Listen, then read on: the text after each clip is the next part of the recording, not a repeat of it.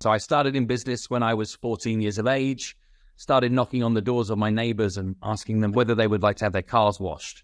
And most just asked me how much money I would charge, which I pretty quickly realized that they were kind of interested in what it was that we had to do. And by the age of 15, my little car cleaning business was earning me more money than most of my school teachers. Continued to build entrepreneurial businesses through my teens. Age of 18, had an offer on the table for a very prestigious university here in my country in England and decided I didn't want to go. I became the youngest ever sales manager for a business called Debenhams Department Stores. From there was head of sales, lead training consultant for a big retail group called DFS Furniture Group, head of retail commercial director for 2 Premier League soccer clubs, started an overseas investment property business that sold over £240 million worth of residential real estate in Cyprus, and that takes us through till about 2008.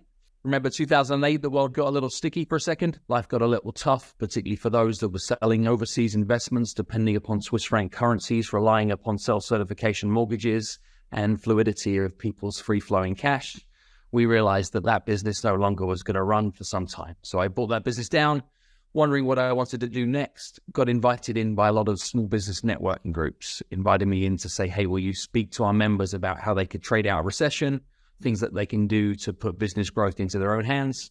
So I started speaking at those events just for fun, while I figured out what I wanted to do next. Here we are in 2023, a short skip and a jump past that point in time, now being paid to speak more than 3,500 times, spoken in 59 different countries, trained more than 2 million people, written 11 best-selling books. Yet still all of my work just sits in a very simple area of one of 3 things. And that is either helping people acquire more customers, getting those customers to come back more often, or helping them to spend more money when they shop. And I've realized if you can get pretty good at those 3 things, you can go on and live a fairly abundant life.